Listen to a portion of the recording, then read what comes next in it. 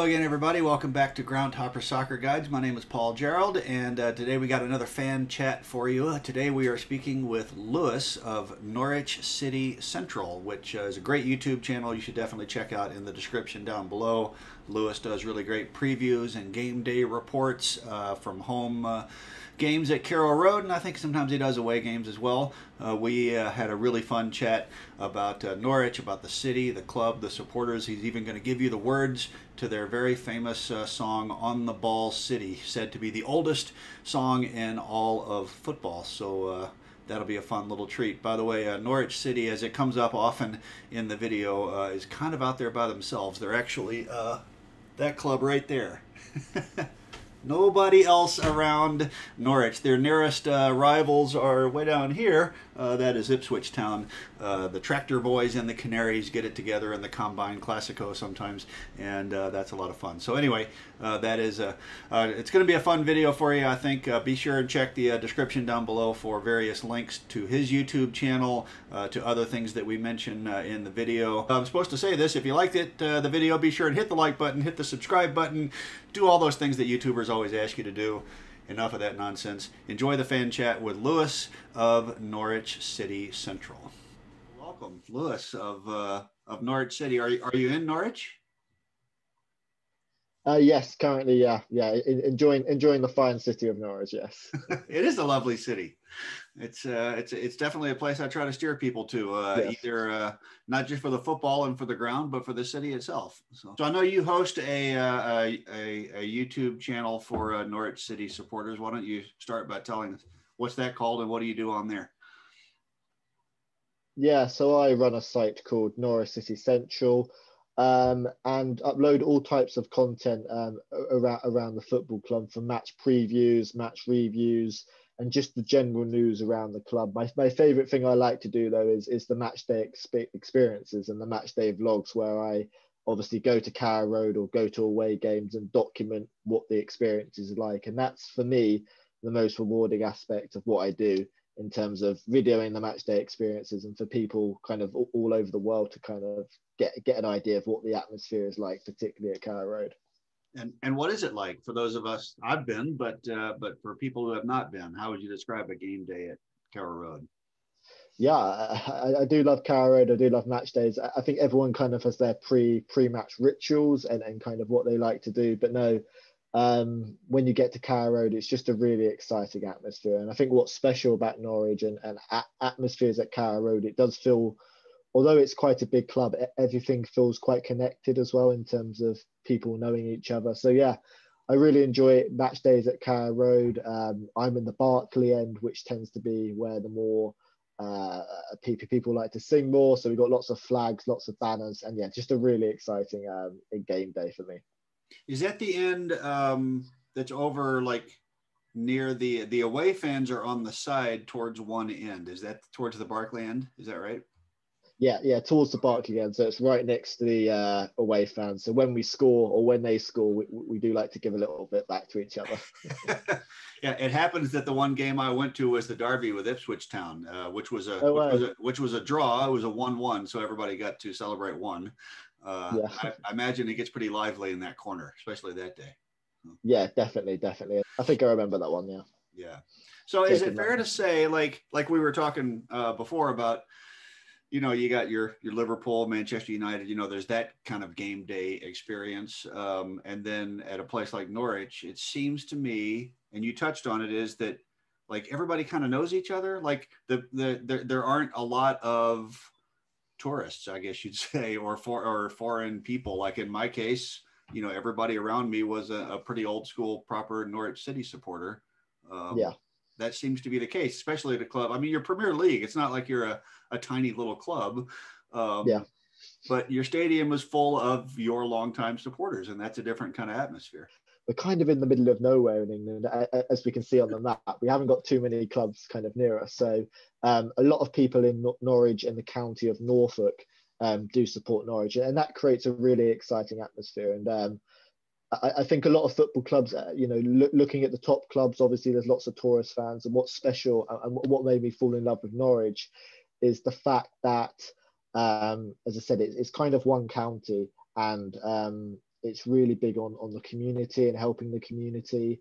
Obviously, Delia Smith is someone who has done a lot for the community. So that's how I would kind of sum up Norwich, and that's why I love the club so much, because it's something which is really good for the community, and does a lot for the community too. And it is a real family kind of run club in many respects. Yeah. How did you get started with them, and how did you fall in love with Norwich? Yeah, for most people, that's kind of through. I know some of the top clubs, people like certain players, but for me, it's kind of a ritual, and it was through my dad. And I know a lot of people through that as well. You know, you have family members who support a club. So yeah, I remember my dad took me to my first game back in 2007, and it was a really dull 0-0 draw with Bury or someone like that. Was it raining too? At least that would make it even better. So. Yeah, it was raining too. Yeah, excellent. Up in the gods, it was raining. But yeah, from that day, I fell in love with Norwich, and I think that season as well, we actually got relegated down to League One, the third tier for the first time in 60 years. So it was an interesting time to support Norwich, but thankfully we have had better seasons. Although supporting Norwich is very much like a roller coaster, and yeah, I don't know too many clubs like Norwich who are so up and down, up and down. It's always exciting. Yeah, and so what have been some of the high points over the years? I mean, you know, those of us who've been watching, you know, most Americans, most people watching this video maybe will be people who really kind of only watch the Premier League, or Premier League, as you say. Yeah. So we know of you kind of showing up occasionally over the last several years, but there must have been particular games or high points over the years that you know, think about, really special days at Carrow Road, for example. Yeah, definitely. Yeah, in terms of Premier League days, it's not quite as exciting because, as you say, normally we're up one year and then down the next.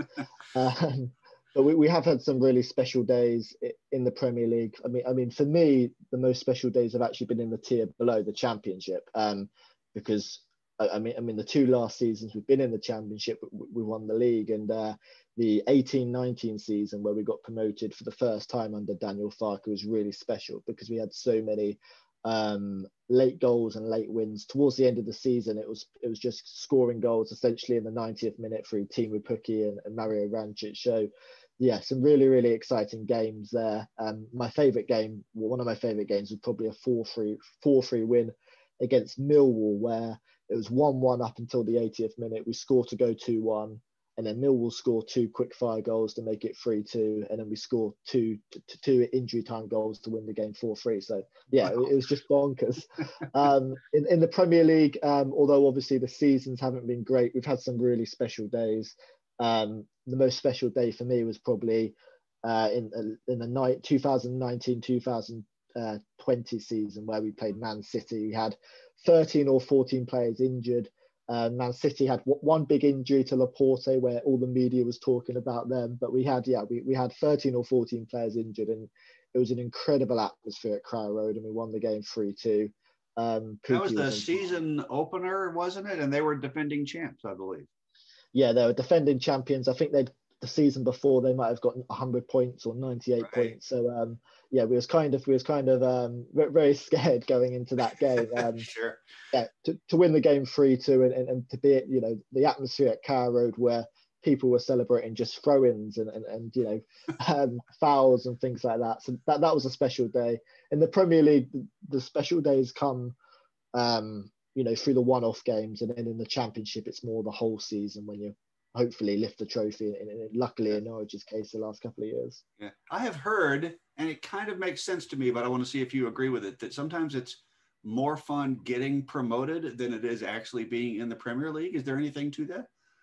Yeah, that's a really interesting one, because if you ask a lot of Norwich City fans, of course they want to be in the Premier League. I love Premier League games, and when you're in the Championship, it's all about, you know, it's all about getting those big teams and beating Liverpool, beating Man City. That's what you dream of as a club of Norwich, and most clubs, you know, beating the big teams. But yeah, there is definitely something in it, because in the Championship, obviously the tier below, you tend to win more games, particularly if you're a Norwich fan, and that's always fun. So and some of my favourite moments have been when we've lifted the trophy and when we've got promotion. So it's an interesting balance with Norwich. I think you can look at it both ways. As obviously you're winning more games and more likely to win things, but also you can't you can't underplay just how special it is when you've got Liverpool, Man City in your backyard and you beat them as well. So it's a tough balance between those two. Yeah, I guess on the one hand, you're playing to win a league and achieve a goal. And typically, especially the first year up, you're just trying to stay there, right? I mean, it's survival mode, you know. So, and Norwich are known for, at least over here, for being a financially well-run club. And there's kind of a perception that when they went up 2 years ago, it was kind of ahead of schedule, and they sort of there was really even an expectation that they weren't going to stay there, but that's okay. Like they didn't do what I saw Fulham do a few years ago, where you get promoted and then you go spend 100 million on players and you blow up your chemistry and you have a poor start to the season, then you sack your manager and you just bounce right back down and you're a mess. And Norwich seems to have just like, well, we got there, that's great, let's keep this thing together. Went back down, but then you just barnstorm the championship again and you're back. Is that so? It's a well-run club, right? And you're not selling out just to get there. Yeah, and that's such a good point, because football is a eternal game, and you've seen, you know, some big clubs in the third tier like Sunderland and dare I even say our rivals Ipswich Town. Right. There's some really big clubs, and you can see where owners sometimes neglect it, and when you're not well run, it can really hurt you. In Norwich, it's an interesting case. Yes, we're definitely a well-run club. In the, God, what year was it? I think 2015-16 season, when we got relegated to the Premier League, we'd spent a lot of money. We spent 30-40 million on players, and was in a really poor position. And in that first championship season, we went back down. We wasn't a million miles away from administration. We was in a really difficult position, Norwich. And then we appointed Stuart Webber, who's done brilliant things as sporting director. And yeah, definitely over the past few years, we've been so well run.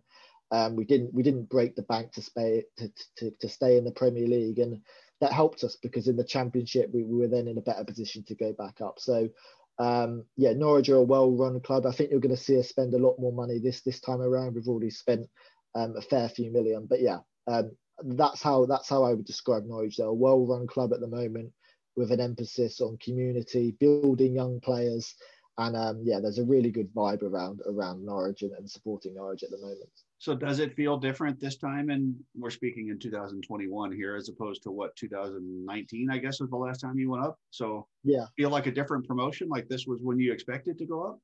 Yeah, I think so. And even when you look at our championship season, in the 18-19 season, of course we won the league, but it was so hectic. We were scoring late goals every single game. You was always on the edge of your seat, which is a good thing, but maybe not always sustainable. So I think when we went up to the first time in the Premier League, okay, we had a couple of good results here and there, like Man City, but when injuries hit and when we lost that kind of togetherness, it was in a really bad situation. But yeah, this time around, I think Daniel Farke is a manager who's got so much more experience. The players are more experienced, and we've also got more money to spend as well. So I think we're in a much stronger position to stay up, purely because now we've had that experience under our man Farke. Yeah, and your ownership team includes a famous television personality. Is that correct? Someone that Americans don't know, but why don't you introduce us to Delia? Is that her name? Delia? Delia Smith. Yeah, it's an interesting one. A lot of clubs are owned by billionaires and people who've got a lot of money behind them. Our owner is Delia Smith, who is probably one of the most well-known cookery or chefs in our country. She was particularly really big in around the 70s or 80s, and she was kind of one of the first people to have her own cookery show in England and the UK, and she's a character as well. She's a real character. As I say, a lot of football clubs kind of, you have your faceless owners. She's someone who's known for putting her heart on her sleeve, as you say. There's a very famous clip of her. Oh God, I've seen it so many times back in, I think, 2005, where she kind of comes onto the pitch. I think we was playing Man City at the time, and she's trying to rally up the crowd, and she's going, "Let's be having you, come on!" As you can see, she's so passionate. has Does her she do heart on that her kind of thing sleeve. often? Is this a thing that occurs, or is that just a one-off? Maybe she'd been in the club bar a little bit. You know. Yeah, I think she had too many wines that night. Definitely, Yeah. yeah. I mean, she's known.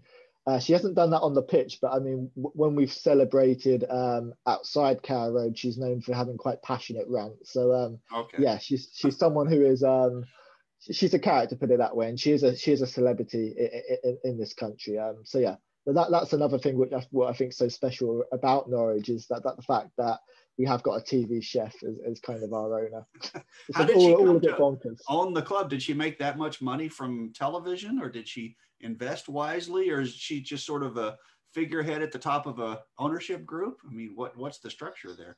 Yeah, she's the majority shareholder at the club alongside her husband.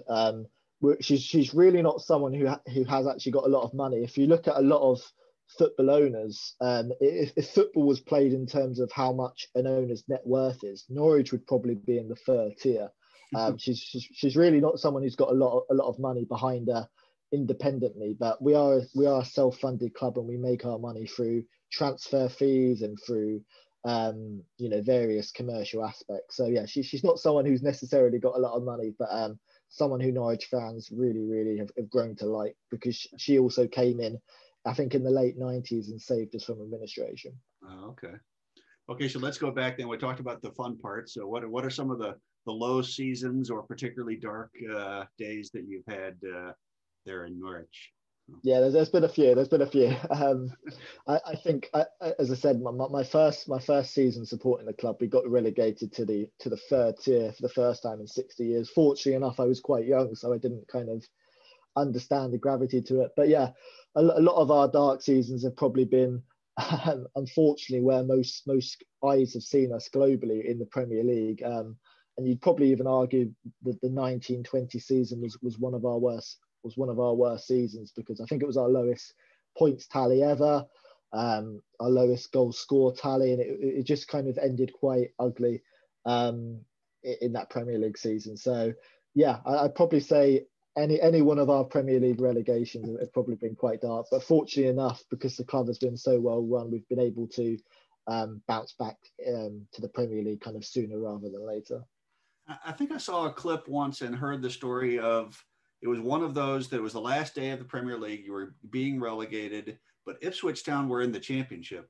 And I think your fans famously saying, like, Ipswich Town, we're coming for you, like Yeah, during the last Premier League game, like, well, at least we're getting bounced out of this league, but at least we get to play them again. yeah, Were you exactly. there? Do you remember that one? Is that?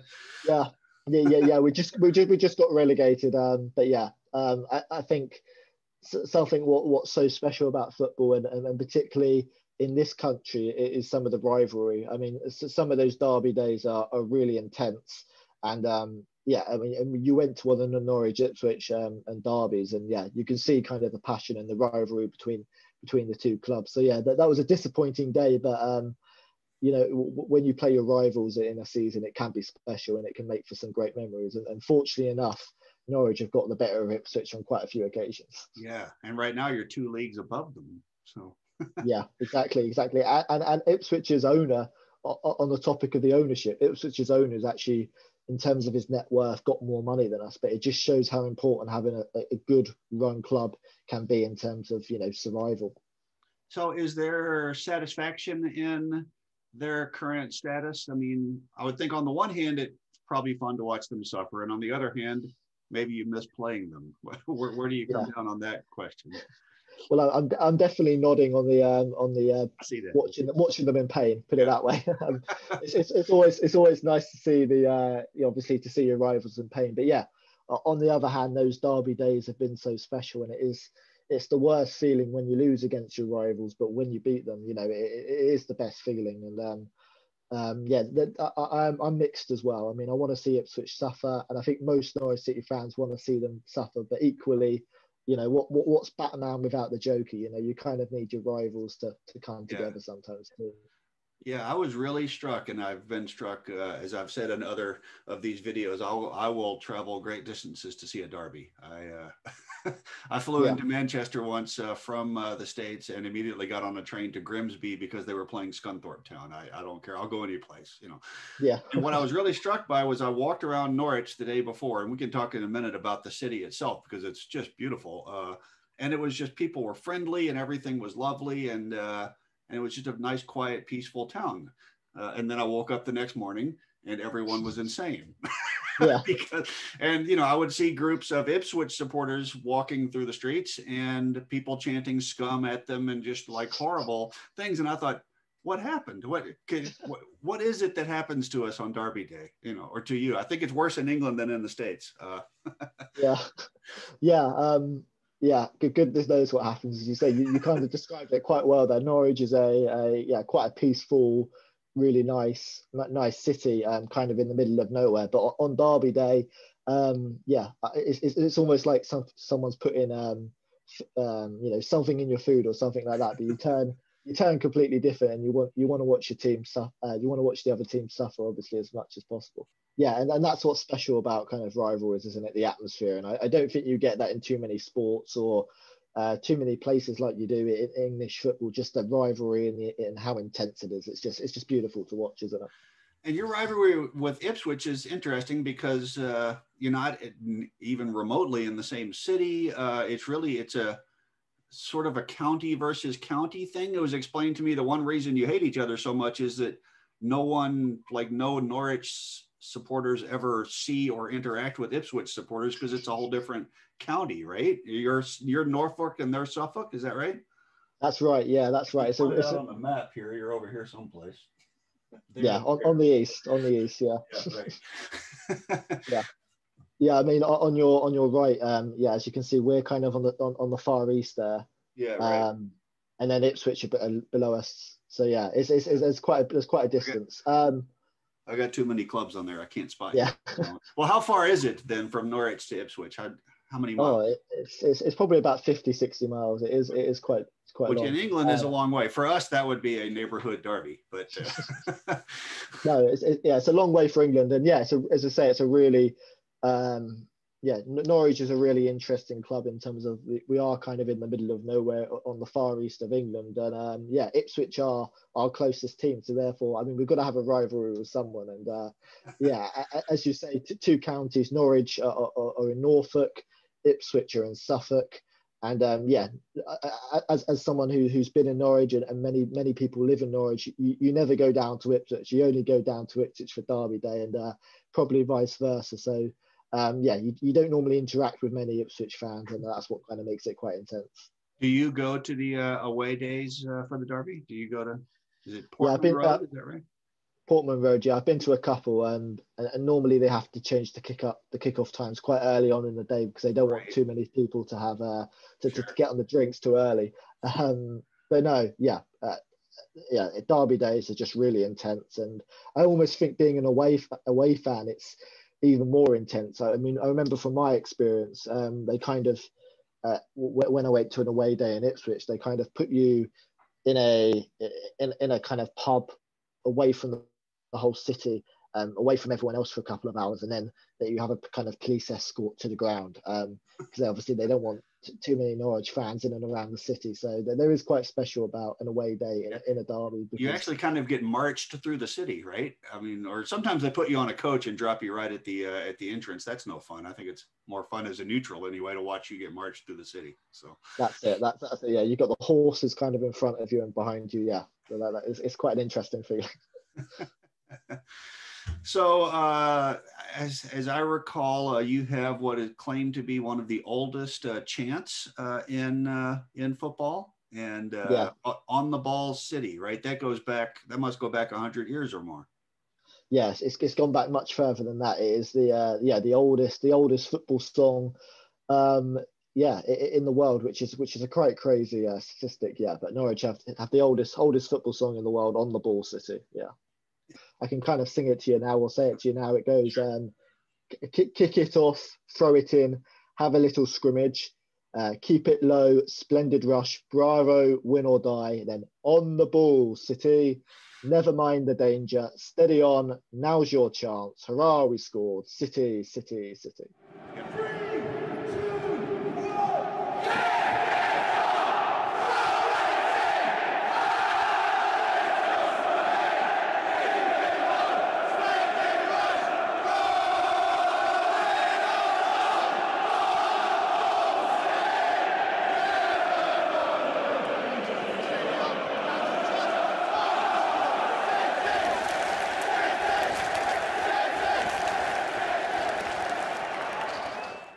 hurrah, we scored. That's what I love.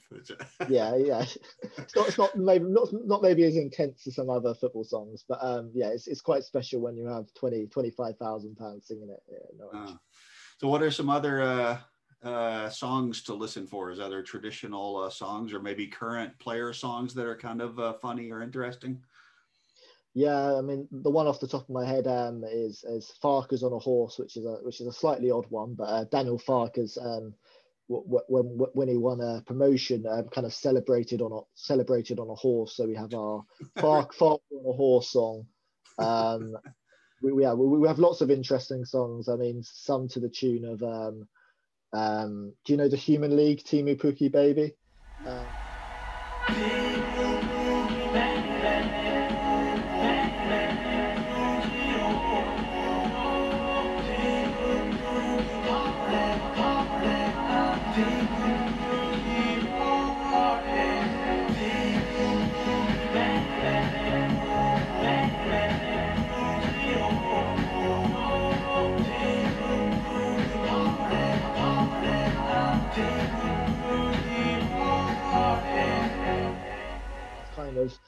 Kind of made to they're English songs, but obviously adapted where you put kind of Norwich players in them.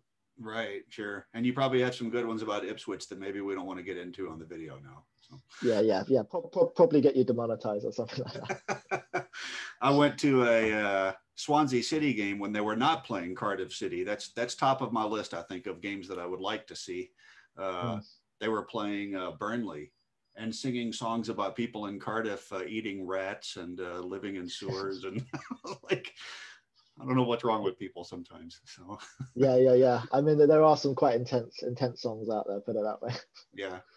So Norwich City are called the Canaries. I understand there's a tradition of raising canaries in that part of the world. Is that accurate, and where that name comes from? Yeah, we got our name from the Canaries, from actually Holland. Holland were bringing a lot of canaries over to the coal mines from Norwich, and that's how we got our name, from canaries being transported over from Holland to Norwich, because our nickname originally was I think it was the Citizens, and yeah, the Canaries came over, and that's how we got our name, based on the small little canary birds as we have on our club logo. Okay. They're perhaps not the quite most intimidating of the birds. I know Crystal Palace are the Eagles. The Canaries are probably not the most intimidating of the birds, but there are, let's put it that way.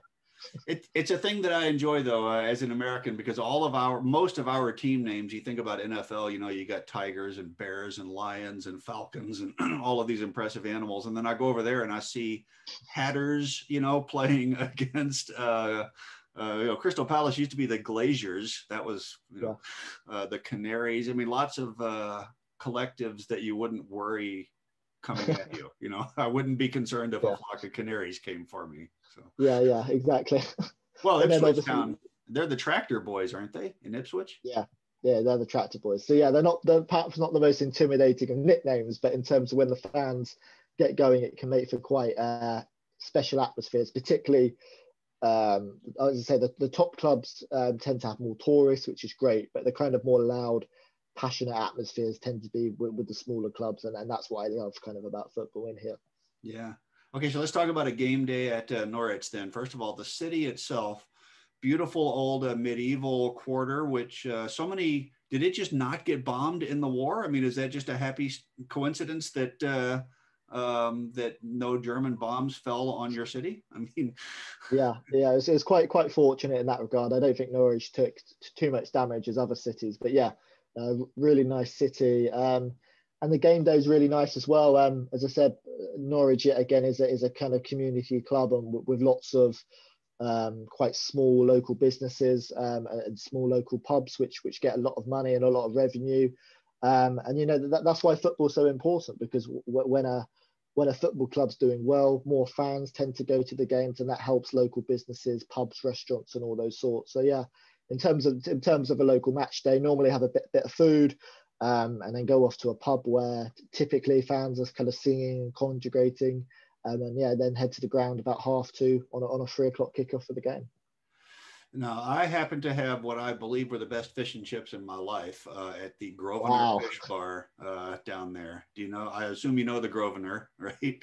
Yes, yes. Uh, Beautiful, beautiful. Been there a few times. they have quite a selection.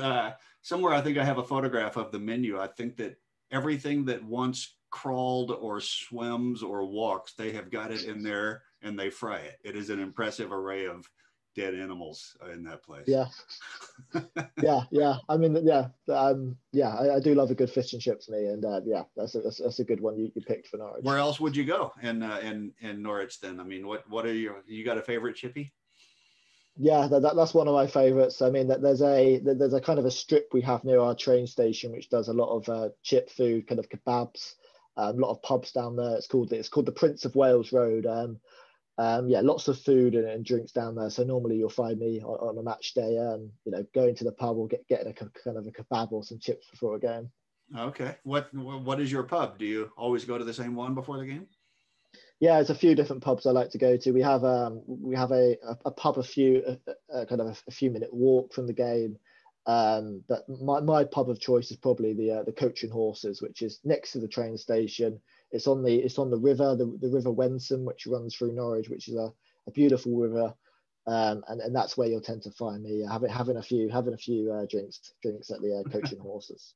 There's also one that might be the away pub, but I think it's called the Complete Angler. Isn't that a pub that's right across the river from the station there? Yeah, yeah, that's a really nice pub as well. It used to be for away fans, but now home fans have also. Essentially, there was a rule where, yeah, away fans used to be housed there, but they then took away fans to another pub on the other side of the river. So yeah, Oh. Norwich fans are there, kind of taking it back now for match days. That's a thing that I tell people, tell Americans, like if you're going to the game, there are pubs you can get into and pubs you can't, and often you're going to have to show your ticket at the door, Yeah, right? Um, yeah. Particularly if you're a away fan, you kind of get given your one pub or your one place to go to, and that's kind of it. Otherwise you're not getting in. Put it that way. yeah, because in England they just don't tolerate. You just can't mix the fans. It just maybe in lower leagues I've seen it. At your little clubs, Crawley Town out on the south side of London, they have a a club bar, and if it's not the rivalry, whoever that might be, the away fans can come in and have a pint. That's fine, but at your level, it just can't be done. I mean, sometimes I think you do see lots of fans mixing outside of kind of pubs. Obviously, a lot of fans mix at restaurants and kind of shopping halls. It's not always intense, but when it comes to pubs specifically, that's why they don't like people mixing, because people have a couple of drinks and it can get quite loud. So yeah, normally on match days, unless it's the really big games where fans hate each other, and people do like to mix and kind of take in the city, because that's what you want.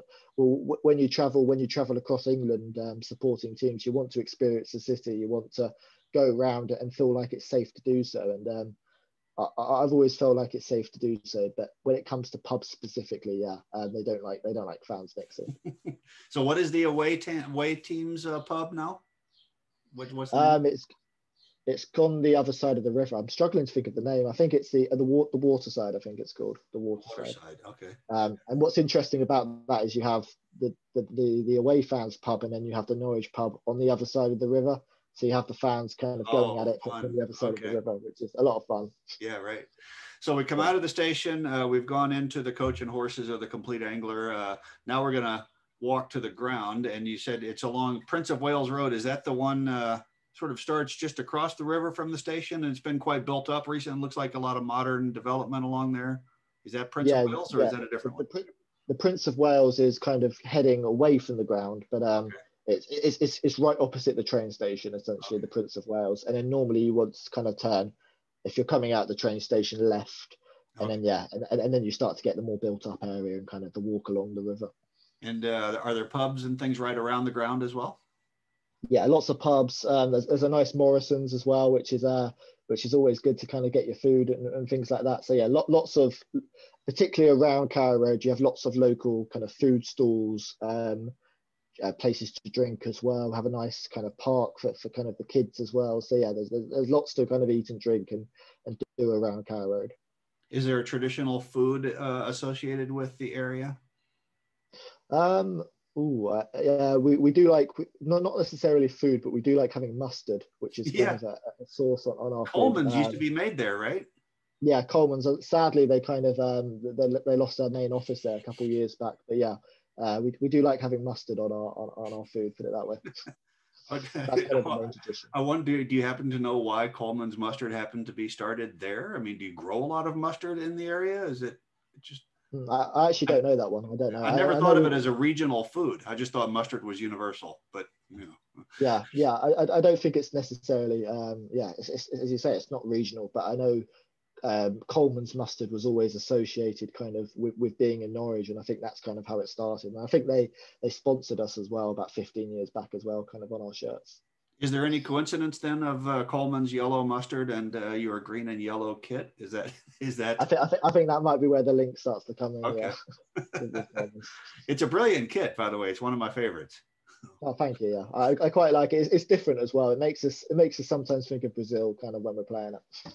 Just a little. Just a tiny bit, yeah. And I mean just a tiny bit. Right. Do you are you one of these guys? Do you buy the replica shirt every season, or do you have a favorite like that you've been wearing for years, or what's your game Yeah, day makeup? You know.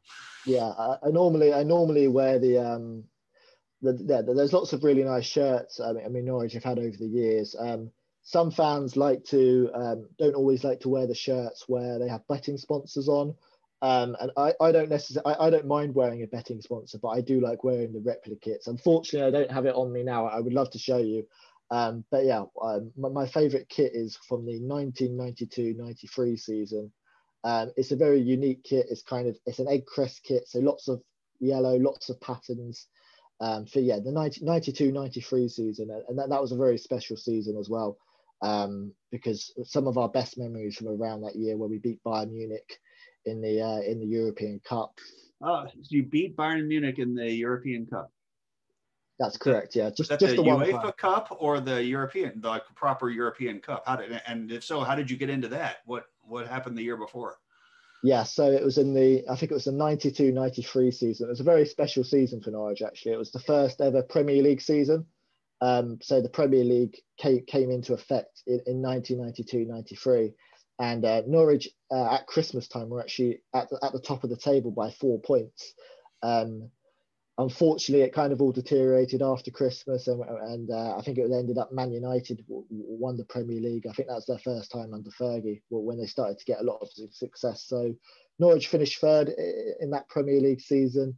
What was crazy about it, we actually finished with a minus goal difference, and yet we still finished third, which was bonkers. So when you Yeah, lost, you really lost, huh? You'd win yeah, by one or lose by three. Sounds like. yeah, that was pretty much it. Yeah, Yeah. but yeah, we qualified for the European Cup, and I think we got to the last 16, and along the way we beat Bayern Munich, and it was a crazy game. It was over two legs. One of the games was a 0-0 at Carrow Road, but we went to Bayern Munich at the Allianz Arena and played our skins off, and Jeremy Goss scored probably the most iconic Norwich City goal, where the ball kind of bounces up 20 yards out and Goss does a volley into the back of the net from about 20 yards. And that's one of Norwich's most iconic goals. And that's why I think the kit's so popular as well, because we were so good around that time. Were you old enough to remember that game? Unfortunately not. No, I wasn't born, sadly. Unfortunately, I've kind of had to live with a lot of unsuccessful Premier League seasons. But yeah, I wish I was, because yeah, that was probably Norwich's most successful period, where we qualified for Europe. We won the League Cup as well, or the Milk Cup, as it was called then. So that was kind of our most successful period, late 80s, early 90s. That's a funny moment in history for me. Is that the League Cup, which is now the Carabao Cup, right? Was Yeah, back then called the Milk Cup? Was it just sponsored generally by milk? Did the milk industry get together and sponsor? How did that? Why was it the Milk Cup? I don't know. I don't know. There's been lots of sponsors over the years. I mean, the Carabao Cup. I think Carabao are an energy drink. It's Well, always also it's basically the Thai version of Red Bull. I think it actually even means Red Bull. So really. Oh I think wow, so. I didn't Something didn't like know that. that. Yeah, I didn't know that. I mean, yeah, there's been all kind of. I mean, we have the two domestic cups. We have the FA Cup, which is a really big cup in England, because it's been going since the 1800s, the FA Cup, and we've also have the League Cup, but that's been the League Cup's been sponsored by Carabao, it's been sponsored by Carling, and in the 80s was sponsored by Milk. I don't know why it was called that. But yeah, that's how we won it. And Norwich, it might have been that year that you won it. One of the more famous final games was Norwich against Sunderland, right? Don't they call it the friendly rivalry, because I think it was the peak of the hooligan days, and both sets of fans decided to put on a good show, and it was great atmosphere and no troubles at all at Wembley, right? Yeah, that's it. Yeah, it was the 1985. It was the final of the Milk Cup, and yeah, it's also known as a friendly rivalry. Norwich and Sunderland fans kind of get on really well, and there's a chemistry there. I think Norwich and Sunderland have had a lot of similarities in terms of how their clubs were kind of structured, and kind of Norwich and Sunderland have been quite similar. Sadly, not kind of in the last 5 or 10 years as Sunderland have dripped off. But that was a really interesting day. Final at Wembley. We won the game 1-0, and we actually won it without scoring a goal because it was an own goal from Sunderland, which handed us the Milk Cup. Well, that was nice of them. That's why it's a friendly cup, because they obviously gifted it us. Oh, right. Yeah, I think I even heard they talked about on the trains afterwards that Norwich fans are singing "We won the cup," and Sunderland fans are singing, "Well, we scored the goal." So that's it. Well, I hope they get back up and you can play each other again. So yeah, I like Sunderland. They're a big club, and you know, it shows the importance of owners, because they've been owners have kind of neglected them, and they've sadly been in the third tier for quite a few years now. But Sunderland are a big club. I mean, they're in the third tier, but their ground almost holds 50,000 fans. So yeah, it'll be nice to see them get back on track. So when the fixture list comes out, especially now in the Premier League, I mean, what's the first fixture you looked for when the list came out for this season? Yeah, I mean, when you're in the Premier League, you're just looking at the big boys, aren't you? You're seeing when you're playing the big boys. So yeah, for me, I've always liked seeing the London teams, the Liverpool teams, and I think we've got Liverpool on the opening day, which will be an interesting one. Oh, like a flashback to 2 years ago, right? When you had City on the opening day. So yeah. Well, we actually had Liverpool on the opening day 2 years ago at Anfield, and then Man City, I think, was pretty much the game after. Oh boy. Yeah, so it wasn't easy, but fortunately enough, we beat Man City that day, and hopefully, fingers crossed, touchwood and all that, we can do all right against them this time around. Do you do much many away days? Do you travel with them? Yeah, I do like going on the away days. For me, I tend to go to the London away days, purely because they're slightly closer for me. And yeah, London away days are really fun. The ones I like to go to, obviously the big teams. You've got Arsenal at the Emirates, Chelsea. One of my favourite away days, it was actually Tottenham away. In the 2019-20 season, we got to the FA Cup round of 16 and we beat Tottenham on penalties, and that was the first time we qualified to the quarterfinals in 28 years. But yeah, I also like some of the smaller away days. One of my favourite away days actually in terms of the Premier League is Crystal Palace. I think that's a really good away day. And Brentford have got their new stadium, but they played at Griffin Park, which was a beautiful stadium, 10,000 fans, terraces where people stood up. So yeah, they're kind of my favourite away days. I'd say Brentford and Palace. Okay, yeah, the older grounds where you're kind of tucked into a neighbourhood. That's it, yeah, and it feels slightly more intense as well, doesn't it? Those kind of away grounds, there's a real good atmosphere, and yeah, they're really interesting ones where you're, as you say, kind of standing up, and yeah, as you say, kind of tucked in with each other. And you were saying like London is closest. What's it about? It's about a 2-hour train ride, right? Put you into Liverpool Street, I think. Yeah, that's correct. Yeah. So that's close. that's close for us. Yeah. London's 2 hours away is close for Norwich. That's kind of how much in the outskirts we are, because there's a lot of clubs.